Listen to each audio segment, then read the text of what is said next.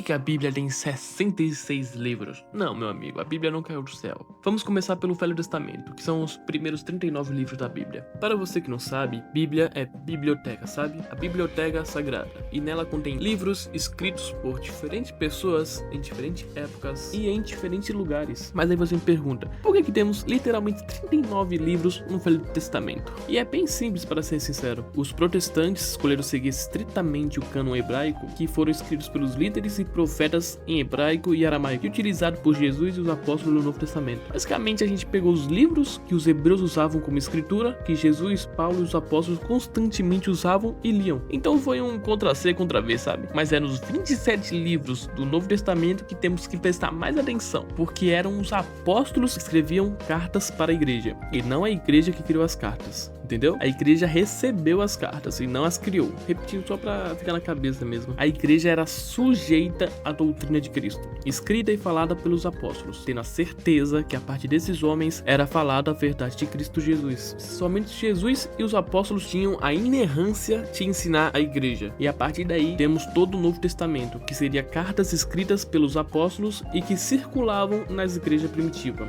as primeiras igrejas criadas. Mas aí você pode se perguntar, mas naquela época não poderia existir pessoas mais que inventaram cartas ou que criavam doutrinas e pipipipopó, que aí seria contra o que eu disse, né? Uma igreja não poderia criar doutrina para si mesmo, né? Mas infelizmente isso acontecia, cara. Então os cristãos na época decidiram separar os livros que realmente era para ser usado na liturgia. E aí tem alguns critérios: origem apostólica, escrita por apóstolo ou sob sua supervisão, reconhecimento pela igreja, leitura litúrgica em diversas comunidades e conteúdo consistente com a fé apostólica, não contendo doutrinas divergentes. Então qualquer livro que não tivesse esses três requisitos era retirado do cânon. Então o nosso Novo Testamento ficou com esses 27 livros, e isso desde a igreja primitiva. Temos registros, por exemplo, de Policarpo no primeiro século falando das cartas paulinas. Também temos Irineu do primeiro século falando quase todos os livros do Novo Testamento, e por alguns, como Filemão, não esteja sendo citado. No segundo século temos Fragmento Muratoriano e Orígenes, basicamente com o cânon fechado, com os 27 livros citadinhos lá. E no terceiro século, com Atanásia, Hipo e Cárdaco, temos a certeza do cânon fechado. E para alegrar nosso dia, existe mais de 5.800 manuscritos gregos do Novo Testamento conhecido hoje. Mas se incluirmos todas as versões antigas e traduções, o número ultrapassa 25.000 manuscritos do Novo Testamento. E é por isso que temos 66 livros na Bíblia hoje. Se inscreva aí e nos acompanhe, e depois farei um vídeo falando dos apócrifos e deuterocanônicos.